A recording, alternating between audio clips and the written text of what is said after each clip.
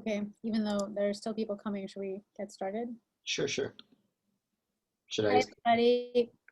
I'm turning this over with no further ado to Professor Desilets, our second Foucault lecture. Hey, everybody, how's it going? I'm good. It's nice to see you. I'm gonna show you a PowerPoint.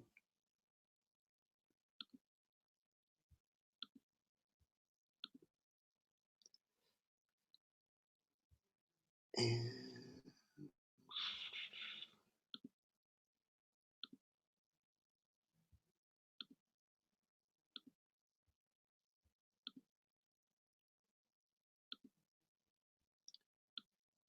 so you should be looking at Michel Foucault. Is that the case?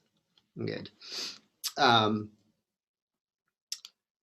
So this is, as I mentioned, a photograph of Michel Foucault.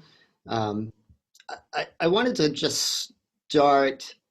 I'll say some more about the plan for the lecture overall in a second, but I just wanted to offer this introduction to our friend Michel and point out that he lived from 1926 to 1984 when he died of complications associated with HIV/AIDS. And I wanted to point out the publication dates for Discipline and Punish. As Professor Weller pointed out, the original title is Surveiller et Punir, which is closer to Surveil and Punish, maybe. But he talked about how complicated this kind of thing is. Translation, obviously, is. The thing I wanted to emphasize about Foucault, and you kind of get the idea of this from the photograph here, is that he's much more contemporary to us than anybody else we've read. He was alive when I was alive. And unlike all of these other people, unlike Freud and Kant and Mohs, and he's writing about, in many ways, our world.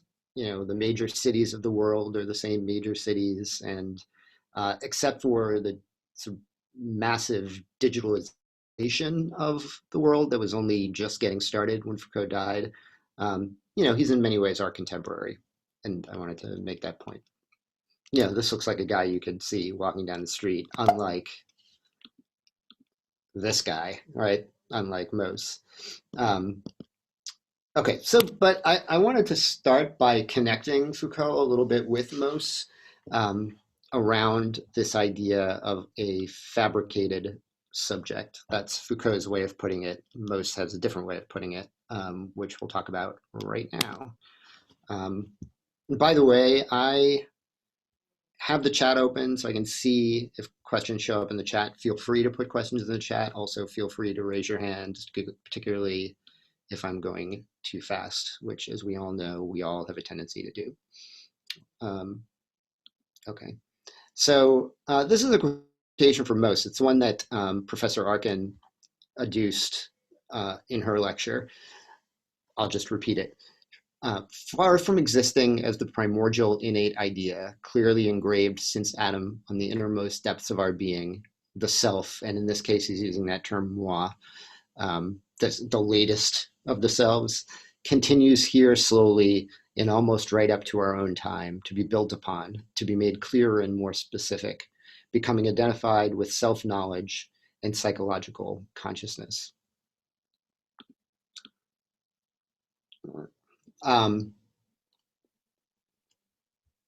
Here's Foucault's sort of version of that. And right, this is Mohs making the point that the experience of being a human being that we 20th century Westerners have is not universal and is not inevitable. It's something that happened as a result of historical processes. Foucault's way of putting that, Foucault characteristically somewhat more dramatic and hyperbolic in his statements than Mohs, says, "It is not that the beautiful totality of the individual is amputated, repressed, or altered by our social order. It is rather that the individual is carefully fabricated in it, according to a whole technique of forces and bodies. And in many ways, although this quotation, as you can see, happens fairly late in the book, very late in our reading, you probably haven't read it yet. Um, this is kind of what the book is up to in some ways, more generally, and in its whole length. I don't want to talk too much about this quotation or unpack it too much right now. I can if people have questions about it later. I did want to make the point, though, that this is the notion that the beautiful totality of our individual selves are being amputated, repressed, or altered by our social order is familiar to us from, to some extent, Freud, right, who basically talks about how living in society makes us miserable because we can't do what we want. And certainly it's the specter that's hanging over the individual in Kant, right, who should be freed from the kinds of amputations and repressions that the social order might impose upon him. And Foucault here is much closer to Mohs in saying, we are not at war with our social world. We are being generated by it. But the unique thing that Foucault is going to say or think about is that the notion that we are at war with it is part of what's fabricated in us. We may or may not get a chance to unpack that a little bit, but the most important point here is the continuity between Mohs and Foucault. Probably Foucault wouldn't be possible without people like Mohs making the point that selfhood, as we experience it, can be historicized and can be understood as something that came about as a result of processes, not something that Adam, in Mohs's formulation, was created with, and not something that the first human beings had. Or even all human beings currently around. What's up, Vanessa? I'm just trying to understand. So for bodies, does that include, is he just meaning that in the sense of like animate bodies or life, or is he including like all types of bodies, like all like inanimate as well as animate objects? Like, is there no like traditional split in that categorization as Mohs was helping us see and understand? Oh, that's such a good question. I think Foucault here means human bodies, but lots of people in the post-Foucauldian, people informed by Foucault, think about bodies in other ways that aren't just human bodies, that include, you could think, there's a lot of work in disability studies that's post-Foucauldian that's about how the bodies of architectural spaces make the space untraversable by some people and not by other people.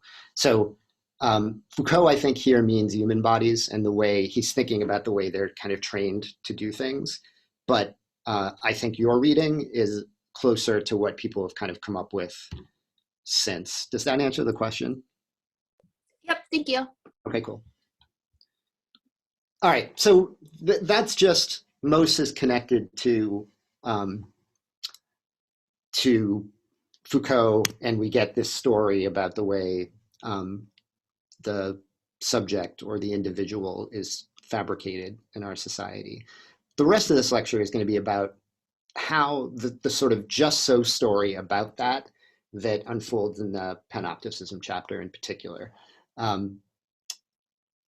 This is the background of this slide is the LinkedIn sort of banner for Turnitin, the plagiarism monitoring software, which strikes me as a very fascinatingly panoptic thing. And we'll get to that, I hope, a little bit as we go along. I just want to start really quickly by laying out the structure of the Panopticism chapter. Foucault, it can be hard to read Foucault because he takes a long time to say a lot of things, and he has that kind of elevated or almost hyperbolic way of saying things. But this chapter is really organized, and it's useful to recognize, just name that organization, even though in the interest of time, I'm going to be skipping almost everything he says in the chapter, and I've noted the things that we'll be skipping. But he starts with this notion of the plague and the leper as these two ways of dealing with particular diseases. And he talks about how the way the plague was dealt with is through this very careful putting everybody basically in an individual cell and having them stay there. It's separated from other people, more or less, small families maybe. Whereas the leper was just totally excluded from the society. And part of what the Just So story, like how did our current situation come about, that Foucault is going to tell here, has to do with those two things coming together. The exclusion thing and the plague thing kind of merging.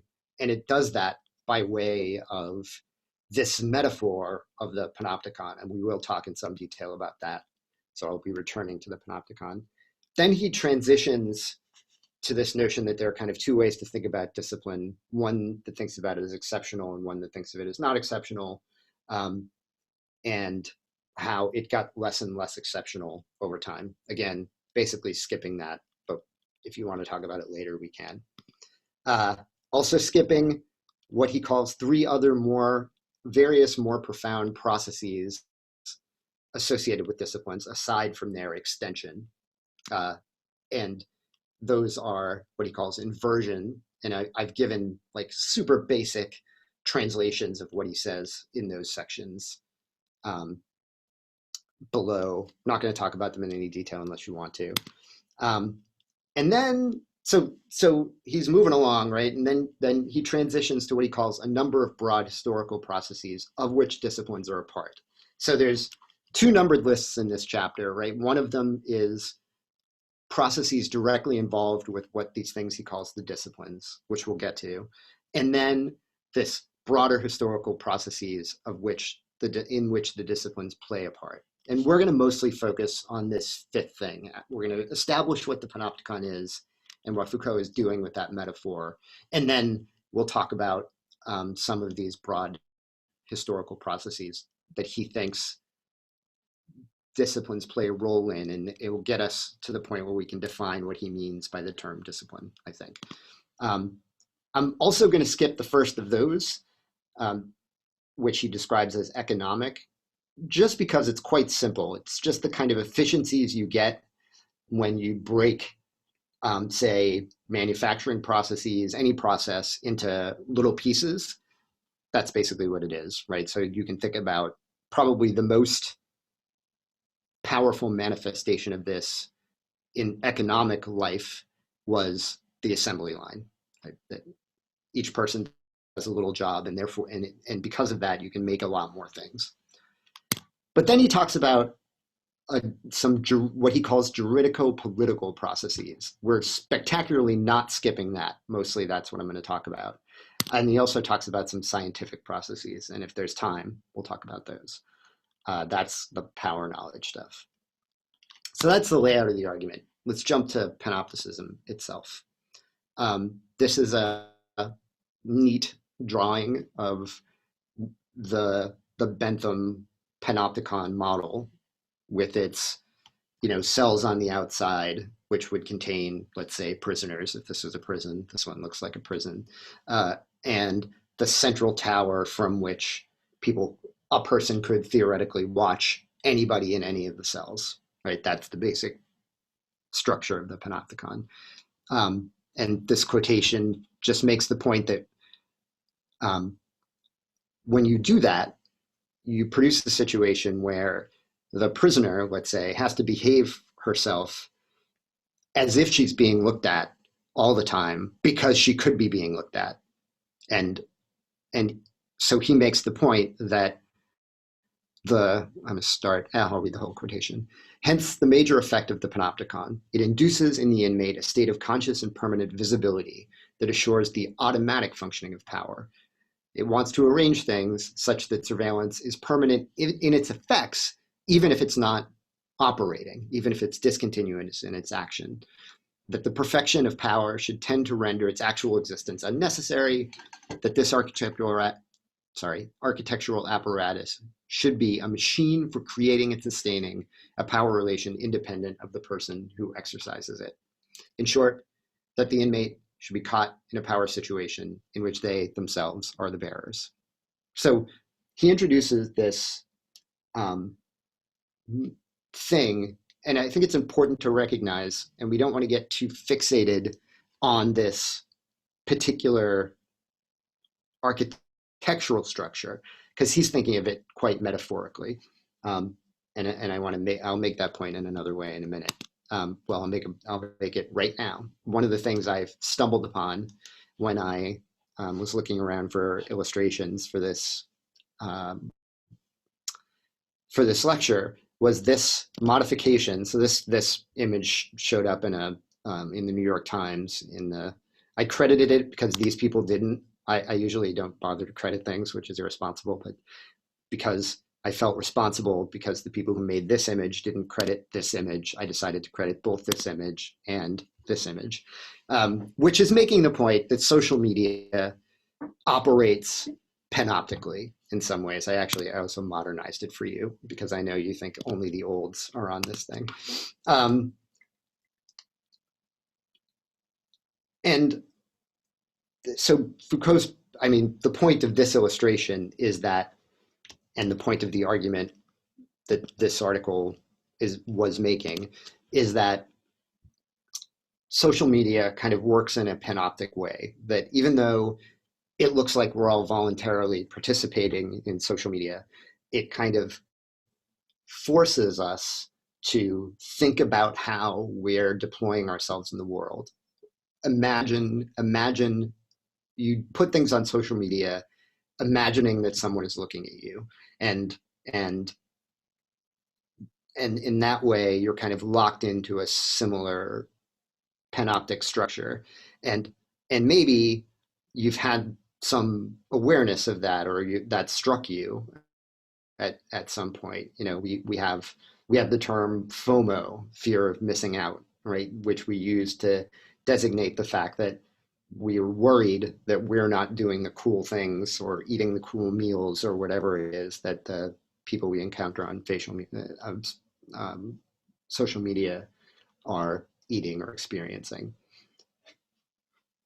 So I'm going to pause there because I feel like that's a step, right, from this actual building to this notion that there are a lot of things in our culture that make us feel as though we're under observation, and one of them is social media, just to invite questions if there are any.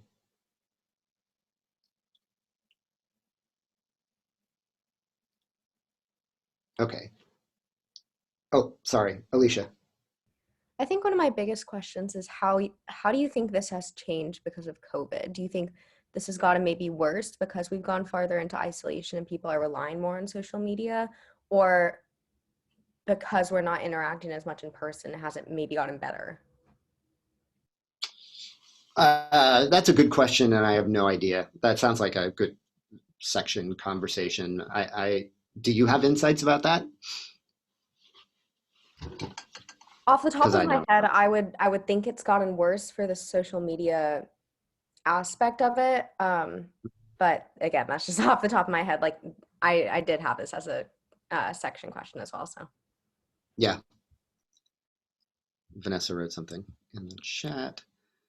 The algorithms that undergird social media and produce slightly imperceptible changes in behavior over time has both an unconscious and conscious effect on its user. Yes, Vanessa, and we can talk about that a lot more, I think, in the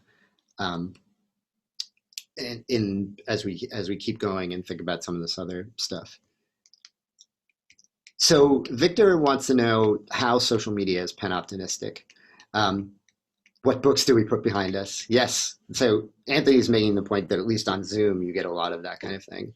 But social media is an invitation to present yourself to the world that always makes you kind of think about how you're presenting yourself to the world. how you're constructing yourself. And so, I'm sure, let me tell you a story. This is I had a friend whose husband didn't want to go on social media. And she, in order to get her husband to go on Facebook in particular, started a tradition of every day posting an unflattering lie about him on Facebook and inviting their other friends to do that too.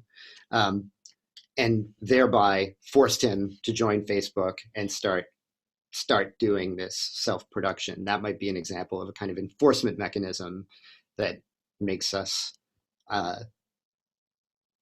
participate in the Panopticon. Of course, it doesn't make us. I mean, Vincent maybe questions.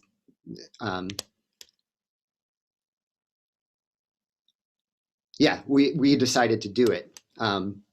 But I think, of course, Victor, people have free will, or maybe they do, I don't know. But the ubiquity of these things and the fact that so many people feel the pressure to participate, means something. Power, as Foucault indicates, doesn't work always through pure force. It works through more nefarious or more suggestive means. All right, so I just wanted to point out that we should be careful not to fetishize this structure or this idea.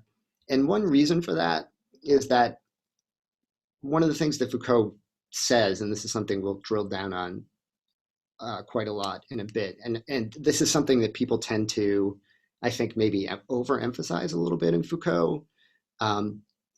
He says, what generalizes the power to punish then is not the universal consciousness of the law in each juridical subject. So in other words, it's not most importantly the sense that one has of being watched internally that makes this system of power works. It is the regular extension in an infinitely minute web of panoptic techniques. And we'll get to what that means in a minute when we get to this juridical structure, which we're getting to now.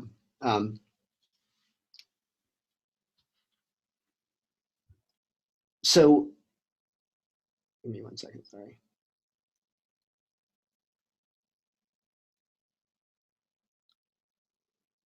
Let's move right to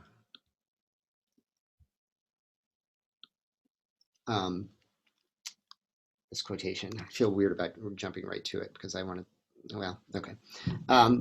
This is the money quotation for me, and I've called this section, just to return, counter law in inequality, and we'll talk a little bit about what counter law is, how it plays in inequality, and what it has to do with this panopticism stuff.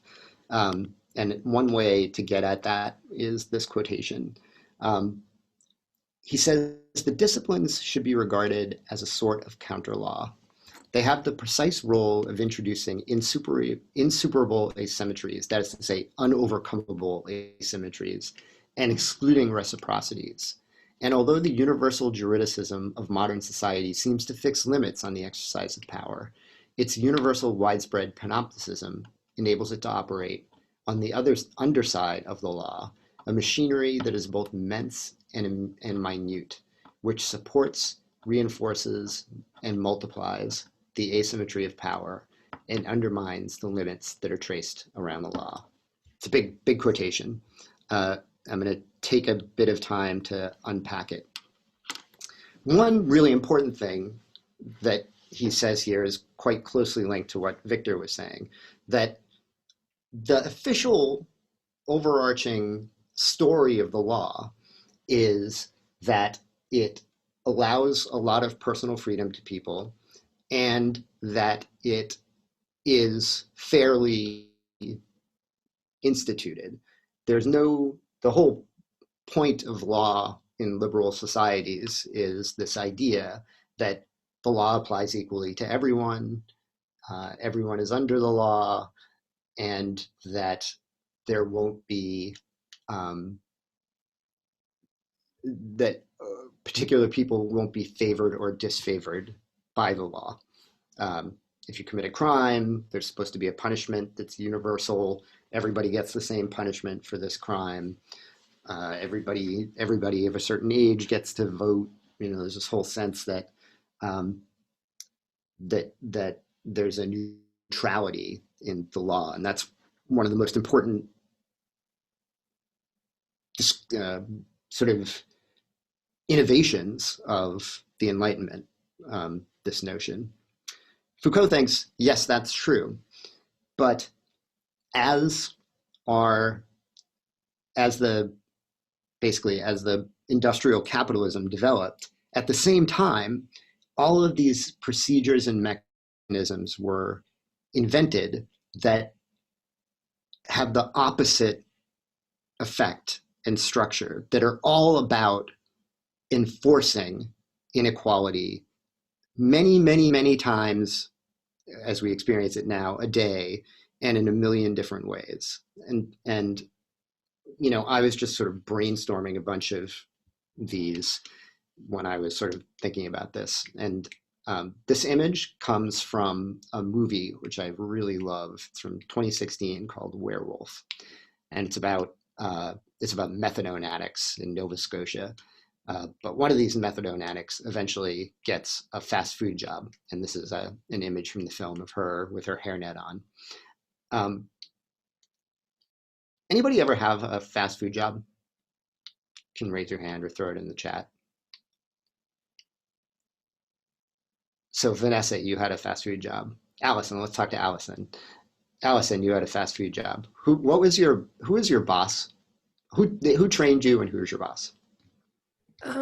So the manager trained me, and she was also my boss. Who was the manager? Can you describe her? I know. Like, describe her how? Well, let's ask the question. Well, let me ask the question a little differently. How did she train you, and how did she watch you working? Yeah, so basically it wasn't like fast food in the sense that like McDonald's, but it was like a bagel shop. So it was like kind of fast paced. Mm-hmm. And so she trained me. My first day was on a Saturday, so it was like really, really busy. Mm-hmm. And she basically had me like take orders for part of the day. Then she had me like make food for part of the day. Then she kind of watched me do everything and made sure that I was doing it right. Mm-hmm. And what was doing it right?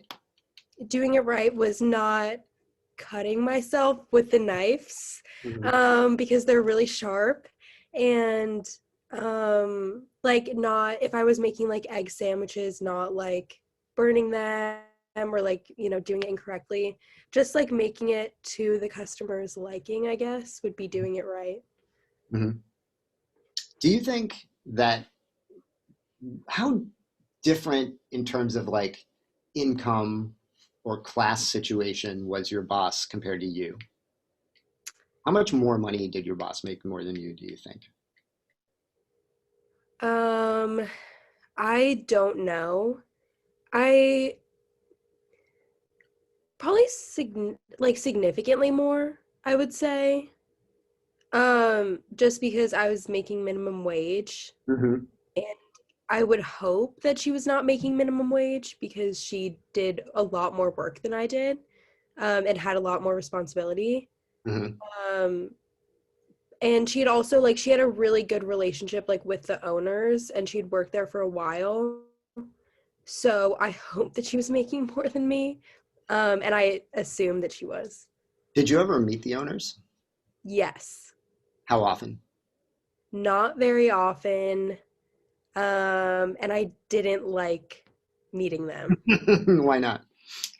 They weren't like super friendly, and they would like talk down to me a lot, which I guess is normal because I was like a sophomore in high school. Mm-hmm. So like maybe they should have been talking down to me, but at the time I really didn't appreciate it. Did you feel like you could relate to your boss better? Yes. Cool. Thank you, Allison. Mm-hmm. The point of that exercise was to point out that the way particularly low-paying jobs operate is that it's not like the hyper-wealthy people who own businesses have a lot of interaction with the everyday workers, the people who work jobs like Allison's, minimum wage jobs. Those people are managed and monitored by people who are not that much different from them in terms of income or class or really social positioning. So the person who is Allison's boss probably started in the job somewhat like Allison, and probably, it took her a long time. Allison made this point.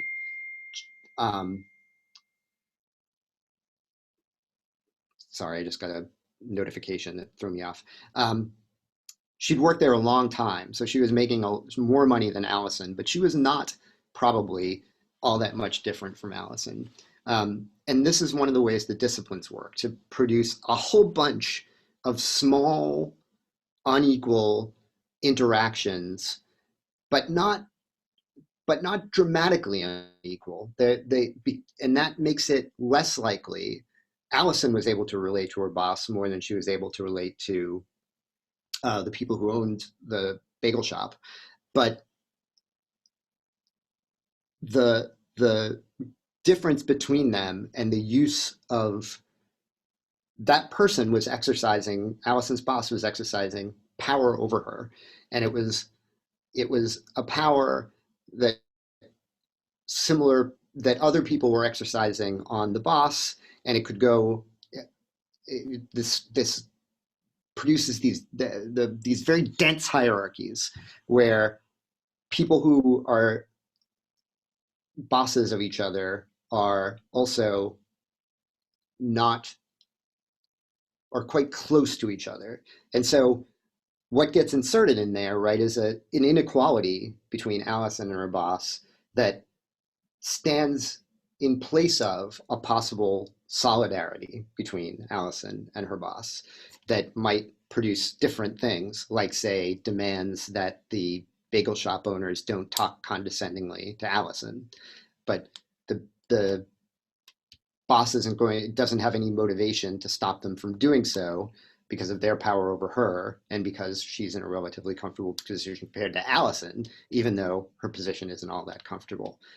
And so you can see how this is a completely quotidian, everyday kind of experience.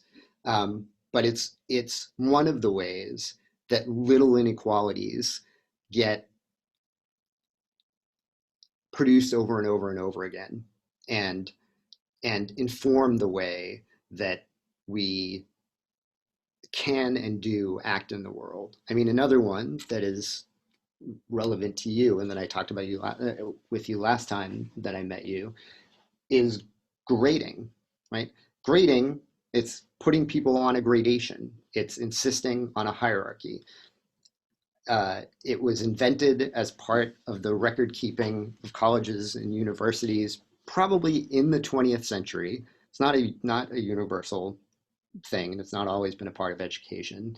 But it's become so casualized to us that we can't imagine a system that doesn't involve saying, like, Allison is a slightly better student than, I'm looking at the names on the thing, Leon, or slightly worse, right? And the necessity of thinking in those terms and the everydayness of thinking in those terms is what Foucault is really getting at here. So you don't need,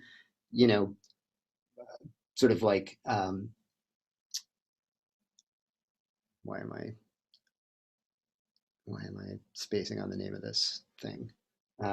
Matrix-like fantasy stories about people being brainwashed. What you actually have is little experiences of power repeating themselves over and over and over again. Here's another example. Yesterday, I went to the dentist, and the dental hygienist, I don't know if this happens to people who are younger than me, but they measured my gums, and she does that. They do that with this little pick, right? And they push up your gum a little bit, and they figure out I don't know how much gum loss there is. And there's a number associated with that. And the hygienist had to keep doing that and then rolling over to her computer to type in the numbers that she was getting as she had to do this at a bunch of different places in my mouth. A year ago, when I first went to this dentist, the person who did that was the actual dentist. And when she measured my gums, she just said the numbers and the hygienist typed them in. That's a little performance of hierarchical power difference. It has a function, like it's more efficient if she can just say the numbers and somebody else can type them in. But at the same time, it's, let's call it a ritualistic performance of inequality. The others of these happen not along kind of officially sanctioned lines, but along lines that are sort of quasi-officially sanctioned. And Professor Weller talked about some of these in terms of microaggressions. The little things that, let's say, well, people with privilege do, perhaps not even knowing it, to perform their privilege over against people who don't have that same kind of privilege. Not learning how to pronounce a student's name properly because it's not a standard American name, for example, for a professor is a microaggression.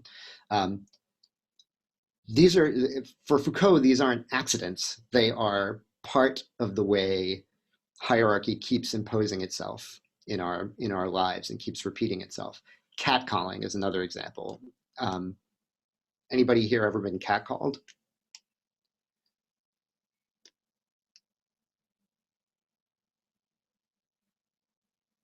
Lucky people. Vanessa has a question. Does the existence of a Panopticon presuppose an officially egalitarian society, I think is what you have in mind, Vanessa. In other words, a particular conception of the person is required for the Panopticon. I think Foucault would say yes, that the kind of, the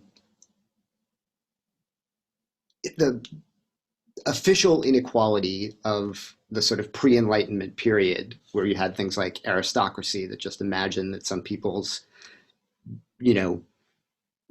parentage made them superior to other people, could never have given birth to something like the Panopticon. Yeah, I think that's right.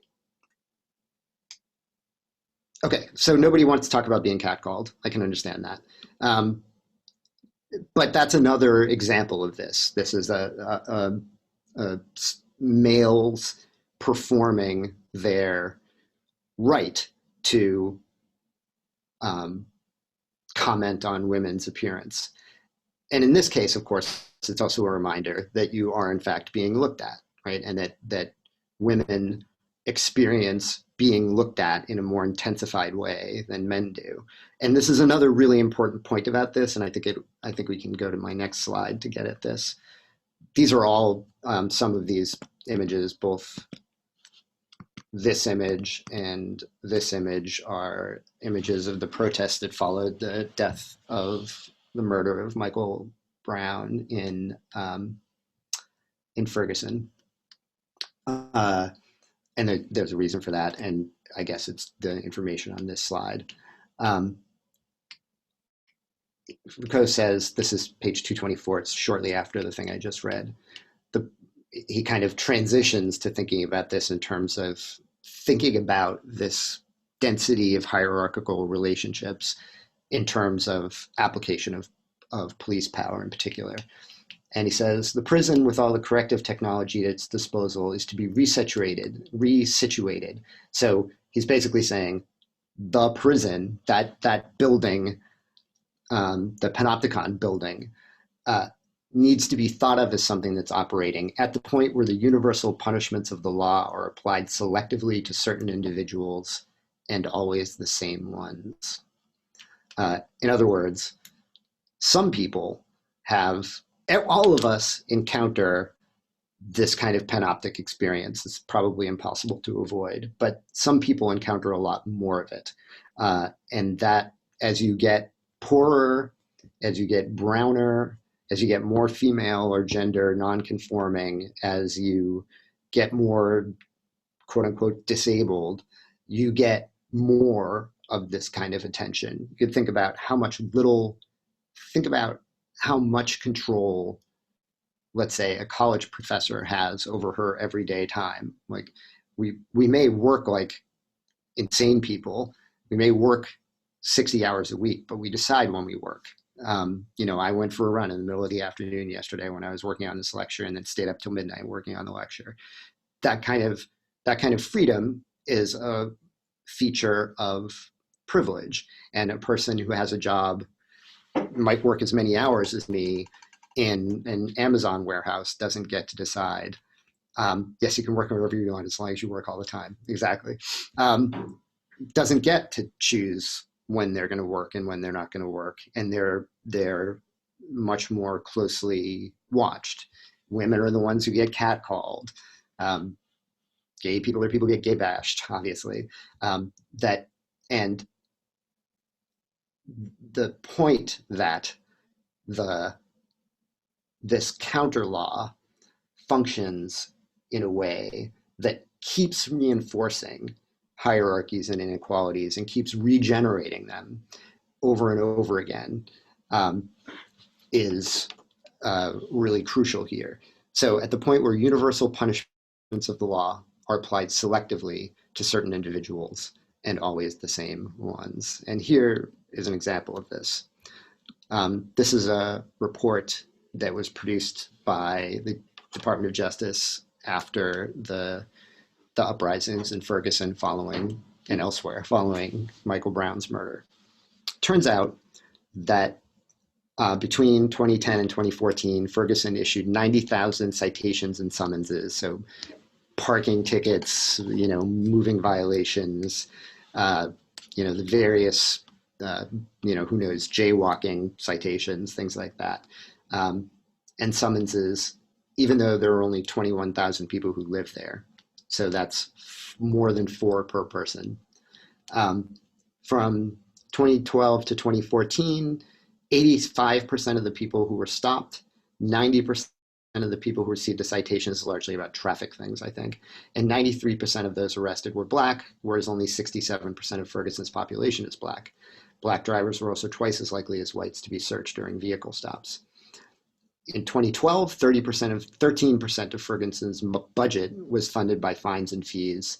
For 2015, Ferguson budgeted 23% of its revenues from fines and fees. City's officials evaluated the performance of criminal justice actors based on the amount of revenue they produced. There was probably nothing illegal about any of this. It was just, so the facial universality of the law was maintained. But in fact, Black people were much more likely to be hounded by the police. And the practice of hounding the largely Black people in Ferguson was actually motivated by profit, by the necessity or the meaning of the budget for the city on this harassment. So literally wealth was being generated by the city out of its intense, constant harassment, its police forces, intense and constant harassment of the Black people who lived in the city. This is the way counter law works. And police are one crucial part of it, because the police are left with a bunch of discretion about how they're going to behave and who they're going to interact with and how. And those little micro contacts, the 90,000 little micro contacts that happened between 2010 and 2014 in Ferguson,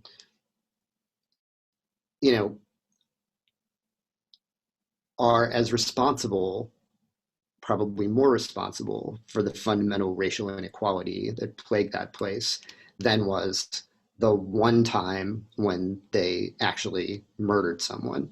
The Foucault would want us to pay attention to the hounding nature of these interactions and the way that those interactions kept enforcing relations of inequality repeatedly and over again, and to sort of think about the effects of the cumulative effects of that. So that's what counter law is. It's that kind of both these actually legal interventions by police, but also the more informal interactions that we talked about when we were talking about little acts of training in the workplace, the various microaggressions we talked about. Some of these are fair and some of them are unfair. It's not like it was probably good that Allison's boss trained her not to cut her fingers while cutting bagels. And, you know, the Professor Weller talked about the increasing surveillance on people around coronavirus stuff, which might also be a good idea. Foucault's point is just that these things are such a central part of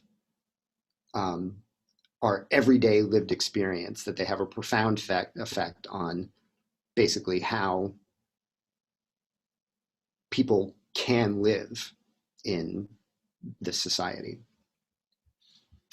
The next thing, so that strikes me as the biggest takeaway from Foucault, and the one that will also be important to our next text, which is Michel Alexander's The New Jim Crow, which really outlines sort of more about the asymmetries between the sort of official legal position and the way particularly African-American bodies are policed. I just want to spend another few minutes. Actually, maybe I should stop right now and just ask if there are questions again.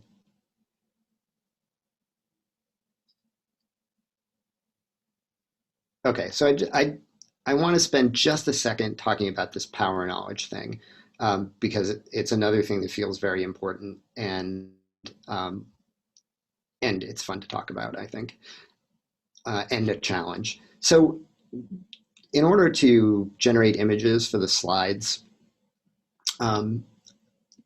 for this talk, I Googled the word, I did a Google image search for the word psychiatrist. These images all came up on the first page of results. What do you notice about these images?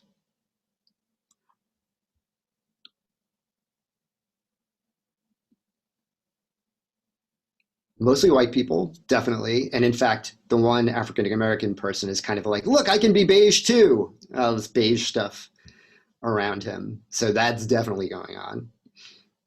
What else?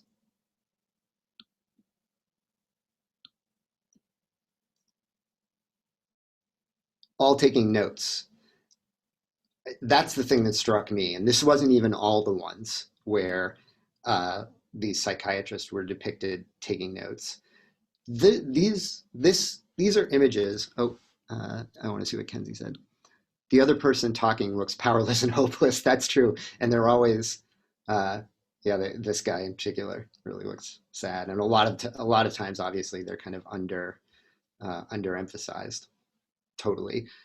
So one thing that's going on here, right, is the relationship between a psychiatrist and a patient is by nature, although in a complicated way, unequal relationship, the way Kenzie is talking about, right? The psychiatrist's job, I guess this is kind of a cruel or maybe simplistic way of putting it, is to fix the damaged person they're dealing with. And, you know, I like this little icon for the specificity of that. Like, this woman seems to be doing repairs on the cogs in this person's brain. But again, there's somebody over here taking the notes.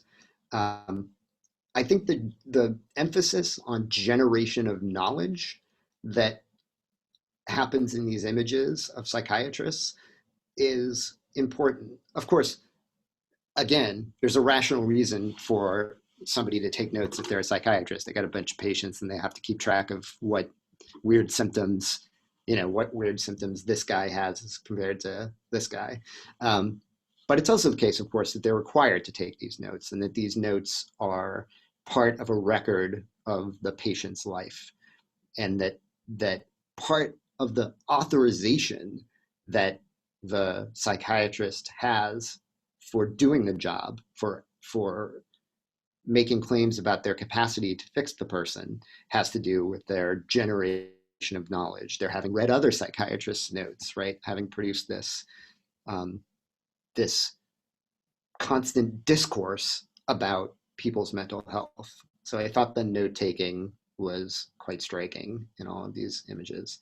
It's obviously thought, if you want a generic psychiatrist, it appears that generic psychiatrist should be taking notes.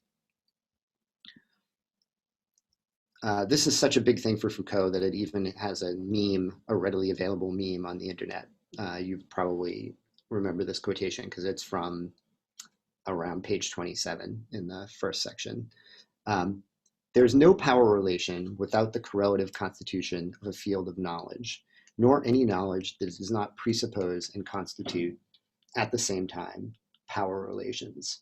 And actually, right after he says the thing that's in the meme, he says another thing. He says, these power knowledge relations are to be analyzed not on the basis of a subject of knowledge who is or is not free in relation to the power system, but on the contrary, the subject who knows, the objects to be known, and the modalities of knowledge must be regarded as so many effects of these fundamental implications of power knowledge and their historical transformations. Long sentence there, but of course he's almost directly referring to Kant when he says that we shouldn't analyze these power knowledge relations on the basis of whether or not the subject is free in relation to some power structure, right? That's the thing. People have to be free to think freely, according to Kant, and then enlightenment will happen. I think Foucault's favorite reference point for this idea of this generation of power and knowledge and the interrelation between power and knowledge is psychology and psychiatry and other similar quote unquote sort of human sciences of the human. I'll talk about another one in a minute, but I wanted to just look at a couple of quotations in which he talks about this thing. This is another early one when he's talking about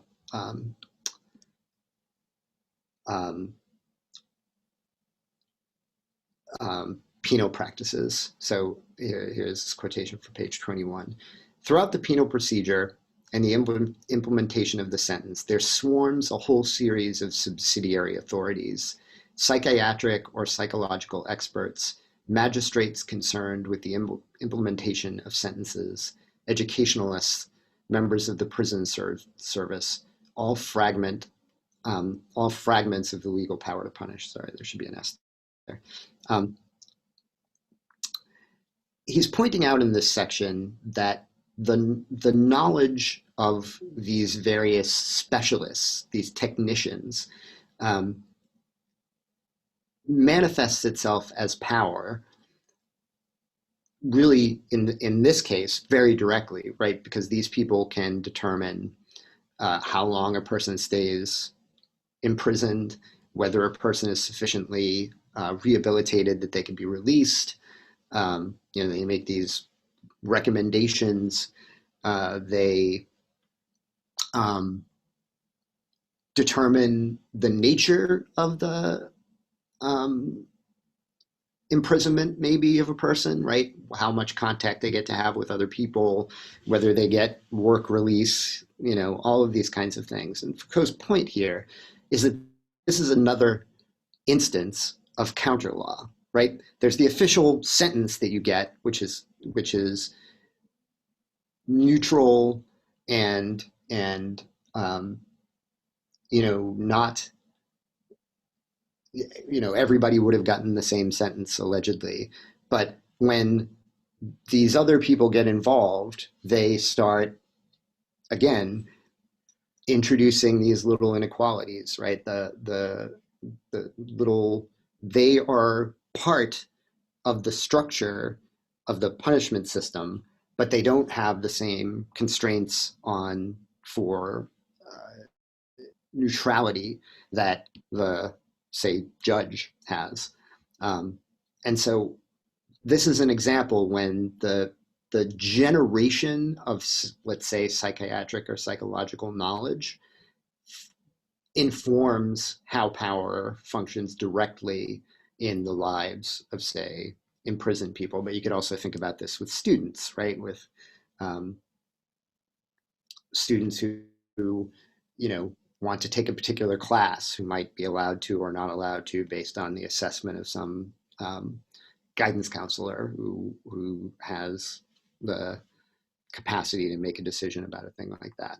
And you can get a sense of Foucault's suspicion about this when he says things like the thing he says on page 227, these human sciences, which have so delighted our humanity for over a century, have their technical matrix in the petty, malicious minutiae of the disciplines and their investigations. So that's kind of Foucault saying that psychiatrists, however, and other social scientists, and also, by the way, probably college professors in general, however,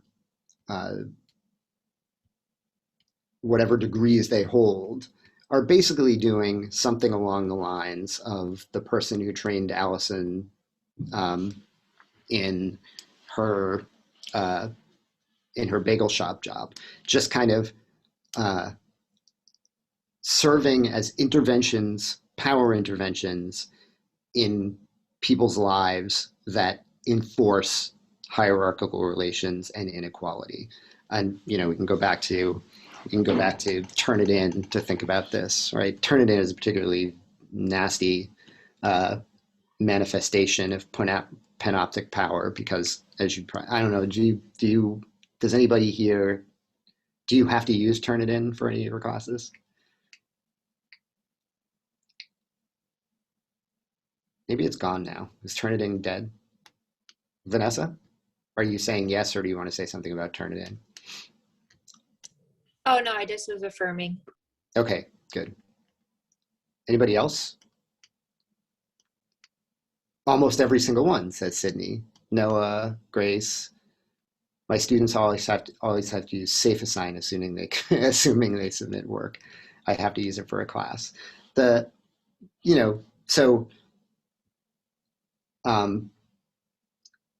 It In works by sort of saying, by making you aware that you are being surveilled when you submit your work, and of course actually surveilling you, tempting to figure out whether your work is plagiarized or not. Maybe the scariest or freakiest thing about these pieces of software is that they also use students' intellectual work in order to make those comparisons, right? So it's possible to opt out both on the part of professors and students, as I understand it, with Turn It In, but Turn It In wouldn't work if they weren't generating a database of a giant bunch of knowledge that they're taking from students who do the work of producing that work, and then producing a giant knowledge database that they use to, in turn, surveil those very same students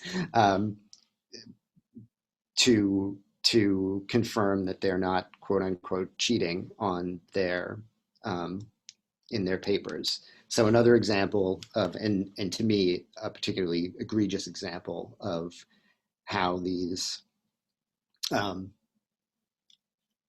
how knowledge becomes power and gets used as a in this panoptic way, in this kind of everyday kind of way that, you know, seems perfectly rational and sort of personally reasonable. I guess I'm not sure I completely accept that, but in this case, but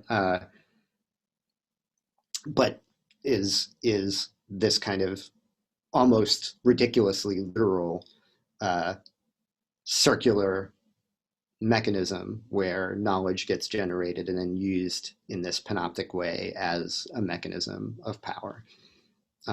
And as a reminder that you're being watched. There's one other thing I want to say before we stop and take some questions that has to do with another kind of power knowledge nexus. And it's relevant to sort of the way we're living now when we think about the coronavirus. It took less than a year to generate a vaccine for the coronavirus. And that's because massive resources were shifted very quickly toward the research to make that happen. And that was because the various people in power prioritized that that vaccine, right? That the power shifted itself in large amounts in the form of money into a particular knowledge-generating enterprise for probably pretty good reasons. In the early 80s, when a bunch of IV drug users and gay men started dying of a disease that nobody could immediately recognize, that same massive shift of resources didn't happen. And many people died as a result, including Michel Foucault. Well, who knows if Michel, some people were just going to die of AIDS no matter what, I'm not saying, but so maybe not including Michel Foucault, but certainly many people like Michel Foucault died because the people who were getting sick and dying of that disease were not the power resources were not directed in such a vigorous way towards generating knowledge about that disease. And in fact, instead, many cases, that knowledge was directed toward generating knowledge about the behavior of the people who get the diseases, right? There was a lot of moralistic language about changing the behavior of drug users and gay men, rather than energy being directed. In other words, more surveillance, more managing of the everyday lives of these people, instead of research on the disease that was killing them. Which leads me to a little bit of log rolling that I want to do to finish this conversation. Professor Petro and I are both involved in an organization that is called well, we call it GenSex. It's called the Faculty Gender and Sexuality Studies Group. Professor Petro just put something in the chat. In fact, one of the key reasons scientists finally took up research on HIV was not to save lives, because it was a new disease and thus prestigious to work on. There's another way that power works in terms of prestige, especially in academia. Anyway, there's a conference coming up and being organized by this group that Professor Petro and I are both in, about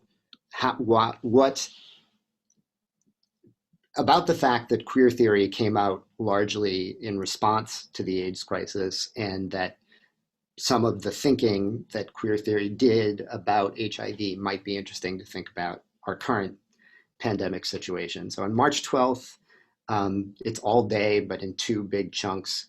There's going to be this conference that you can come to virtually by going to this website and registering. And there are really cool people talking in this conference. I cut off their names, but you can see it if you go to this website. And I think Professor Petro is moderating one of the panels too, so you can also see more of him. Anyway, we'll stop this share now and ask you if you have any questions or thoughts here at the end. We've got very little time, so. Vlado? Thank you so much, Sean. Well, there was a question in my section, and I promised to pass it along. And the question revolved around a quote from Foucault, who says that the body is imprisoned by the soul, not the other way around. And the students asked a number of questions to which I don't really have an answer. Firstly, what does it mean that the body is imprisoned by the soul? And secondly, what is soul? What is your approximation of Foucault's approximation of what soul can be for him and for us? Yeah, I think so. That quotation comes up around the same place where that the stuff about the use of psychology in managing in prison terms and the treatment of prisoners, right around the same section of the text. And I think that it's one of Foucault's, fanciful ways of putting things, that the soul is the prison of the body. But what he means is that the generation, he thinks that this, to go back to Mohs for a minute, he thinks that this intensely privatized and individualized self that Mohs sort of associates with first the Stoics and then Christianity, Foucault thinks it was invented as basically as a justification for generating a bunch of knowledge about people, right? So psychology, sociology, anthropology, all of these human sciences, but particularly the psychological ones, I think, Foucault thinks are basically directed at an object that they are making up. And they're making it up as a way to justify certain applications of power on people, and also just that constant watching, right? So I'm looking at Eli right now, and he's kind of twitching and moving around a little bit, right? And because I have some knowledge of psychology, I think I can read Eli's gestures as symptoms of something that's happening deep inside his mind, right? And Eli now he stopped moving because he knows that I'm thinking about that and trying to read him. And so I've just indirectly and obliquely exercised some power on Eli. I've made him stop twitching around like that by calling attention to his twitching around.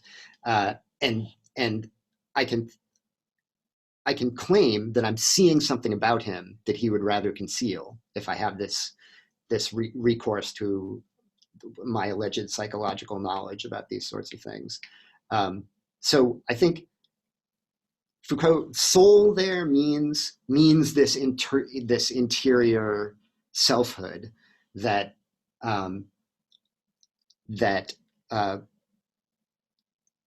we think exists, and he thinks that the reason we think it exists is because it's there to be to justify a particular kind of panoptic attention to us.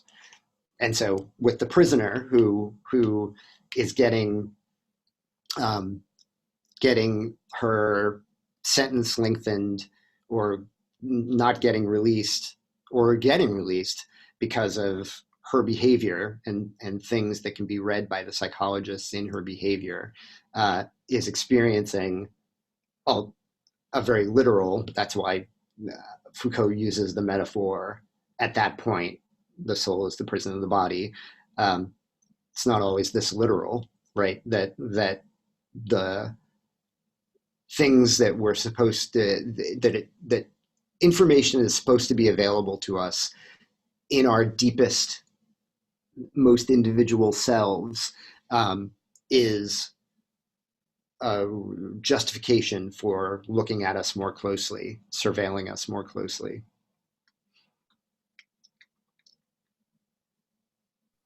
Thank you.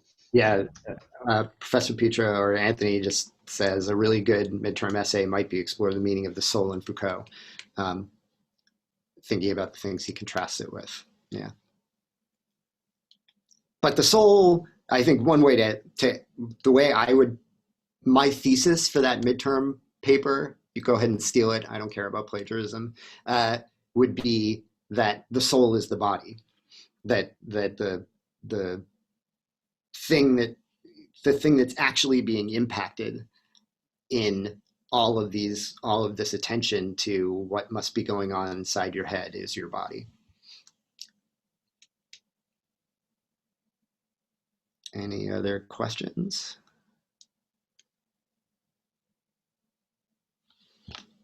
Vanessa. I'm actually a little bit confused by what you just said, because in a certain way, he's saying that the soul has to be abstracted, right? We have to have this conception of a person as, in some sense, equal and universal. And so in some way, so can you clarify your last point? Because to me, I'm just a little bit confused on that.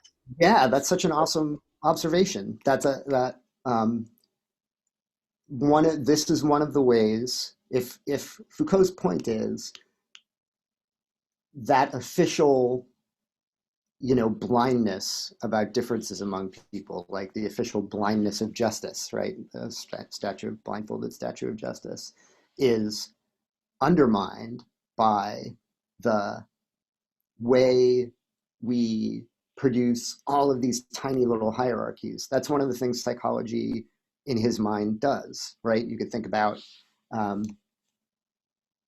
measuring let's put it this way, right? We're measuring, hierarchicalizing mental illnesses, right? You have, are you bipolar? How bad is your bipolar disorder? Which medications do you need to be put on? Does your particular mental constitution amount to being psychotic, right? These measurements, and there are various surveys or questions you ask, like the DSM-4 will tell you what questions to ask to figure out what mental illness each person has. And those become justifications for mechanisms of control that produce inequalities against or they're exactly not universalizing or blind, right? They're saying, no, you're slightly different from, or a lot different from other human beings, and therefore it's right to trust you, to treat you this way. It's right to apply this kind of power to you. Does that answer the question? So I think it's really the core Foucauldian question, that how do we live in such a radically unequal society when we have this official equality? And for Foucault, one of the reasons is the disciplines, including psychology. Can I just add one thing to that, which is that the norm, right, the production of an idea of a normal is a universalizing framework that also at the same time produces an abnormal.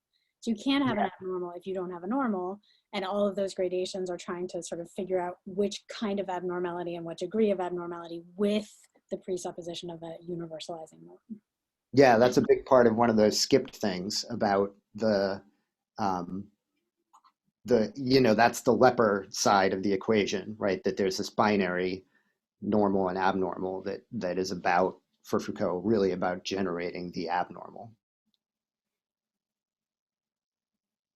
All right, thanks everybody. This was a fun conversation. Thank you. Bye. Thank you. Thank you. Thank you. Thank you.